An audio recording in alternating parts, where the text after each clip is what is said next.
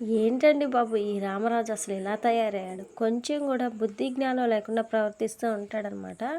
ఏదో కొత్తగా పెళ్ళైన కొడుకు కోడలు కలిసి సరదాగా అలా షికారుకి వెళ్ళారు, ఫోటోలు తీసుకున్నారు. కానీ అతను ఏదో పక్కోడి పెళ్ళంతో వెళ్ళినట్టు తెగ ఫీల్ అయిపోతూ వాళ్ళకి చుక్కలు చూపిస్తాడనమాట. బాధ్యతగా ఉండాలి ఉండాలి అంటాడు. ఓకే, బాధ్యతగా ఉండాలి, కానీ కొత్తగా పెళ్ళైంది కదా, కొంచెం అయినా ఫ్రీడమ్ ఇవ్వాలి కదా వాళ్ళకి. నీ కొడుకు కంటే ఎలాగో నీ బాధ్యత, నీ అలవాటు, నీ పెంపకం అలవాటు అయిపోయింది నీ నస.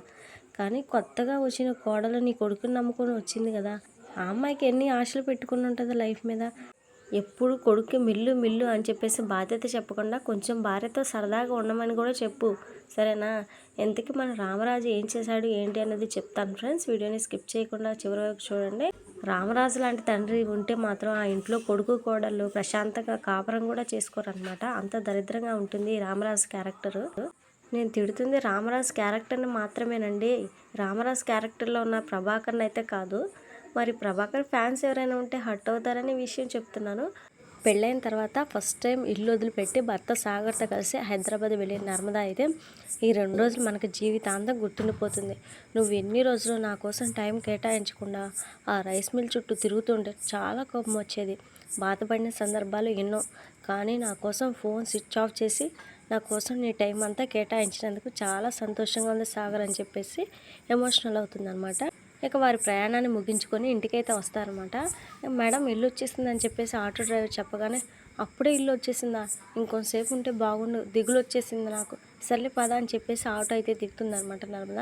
ఇక సాగర్ అయితే ఇంటికి వెళ్ళే వరకు ఫోన్ అయితే ఆన్ చేయను అని చెప్పేసి నర్మదకు మాట ఇచ్చి అప్పటి వరకు ఆన్ చేయకుండా అప్పుడే ఆన్ చేస్తాడనమాట.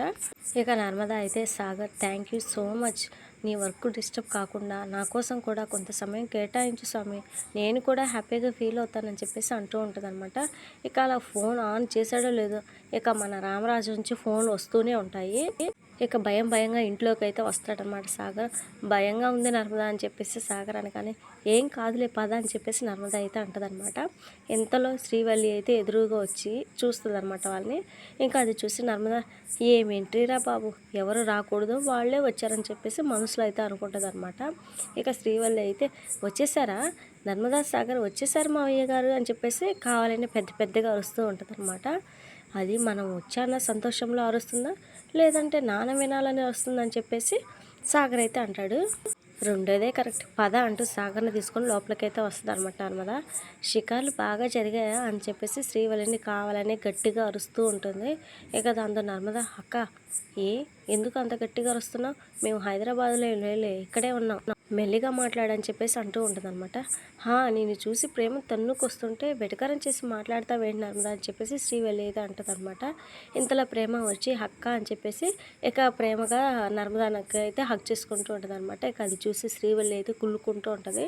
నేను మాట్లాడితే కారం పూసినట్టు ఉంటుంది, అది మాట్లాడితే వెన్నపూస పూసినట్టు ఉంటుందేమో అని చెప్పేసి ముఖం మార్చుకుంటుంది అనమాట. ఇక ఇంతలోనే వేదవతి కూడా వచ్చి, ఏంటి గవర్నమెంట్ కోడ్లా, నా కొడుకుతో కాళ్ళు పట్టించుకోవడాలు తల పట్టించుకోవడాలే లేదు కదా అని చెప్పేసి అంటూ ఉంటుంది అనమాట.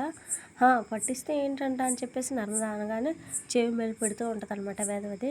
ఇక అత్త కోడలు ముచ్చట్లు చెప్పుకుంటూ ఉండగానే ఇక రామరాజు నుంచి అయితే ఫోన్ అయితే వస్తుంది అనమాట సాగర్కి. ఇక ఆ ఫోన్ రాగానే కంగారు పడిపోతూ ఉంటాడు సాగర్. ఇంతలో ఫోన్ పట్టుకొని రామరాజు అయితే అక్కడికైతే వస్తాడనమాట. ఫోన్ ఎందుకు లిఫ్ట్ చేయట్లేదురా, ఇప్పటికి ఆన్ అయిందా నీ ఫోను అని చెప్పేసి దొంగను చూసినట్లు చూస్తూ ఉంటాడనమాట. ఏంటండి మీరు, వాళ్ళు వచ్చిందే ఇప్పుడు, రాగానే మొదలు పెట్టేశారా అని చెప్పేసి వేదవతి అనగానే, నీకేం తెలియదు, నువ్వు ఆగు బుజ్జమ్మ, నువ్వు చెప్పరా, రాత్రి మొత్తం ఫోన్ ఎందుకు ఆఫ్ చేసా అని చెప్పేసి ఏదో చెయ్యరాని నేరం చేసినట్లు అడుగుతూ ఉంటాడనమాట. ఇక నర్మద అయితే, అది కాదు మావయ్య అని చెప్పేసి చెప్పబోతూ ఉండగానే, నువ్వు ఆగమ్మా, నాకు సమాధానం రావాల్సింది వాడి దగ్గర నుంచి, చెప్పరా, ఫోన్ ఎందుకు స్విచ్ ఆఫ్ చేసి పెట్టుకున్నావు అని చెప్పేసి అరుస్తూ ఉంటాడనమాట. ఇక సాగర్ అయితే భయపడుతూ, స్విచ్ ఆఫ్ అయిన విషయం చూసుకోలేదు నాన్న అని చెప్పేసి అనగానే, మరి ఇంటికి రాగానే ఎలా ఆన్ అయిందిరా, కన్నా తండ్రి దగ్గర అబద్ధాలు చెప్పడానికి సిగ్గు అనిపించట్లేదురా, ఇది ఫోన్కు సంబంధించిన విషయం కాదురా, ఓ కొడుకుపై తండ్రి పెట్టుకున్న నమ్మకానికి సంబంధించిన విషయం, బాధ్యతకు సంబంధించిన విషయం. డబ్బులు వసూలు చేసుకొని రమ్మని బాధ్యత అప్పగిస్తే అది గాలికి వదిలేసి పెళ్ళాంతో కలిసి షికారులు చేసి వచ్చాడని చెప్పేసి తిడుతూ ఉంటాడనమాట. ఇక శ్రీవల్లి అయితే, ఏంటి మరిది గారు ఇది, మావయ్య గారు మీకు అంత పెద్ద బాధ్యత అప్పగిస్తే అది గాలికి వదిలేసి షికార్లు చేస్తారా? మావయ్య గారి మాట అంటే మీకు లెక్క లేకుండా పోయింది అని చెప్పేసి అంటూ ఉంటుందన్నమాట. ఇక నర్మద అయితే ఇది నీకు సంబంధం లేని విషయం, మాట్లాడుకో అని చెప్పేసి నోరు మూయిస్తుంది. ఇక అయితే రామరాజు మాత్రం ఊరుకోడు.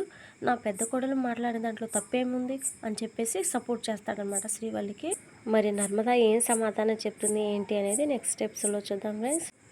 Thank you so much friends. Thank you. Good night.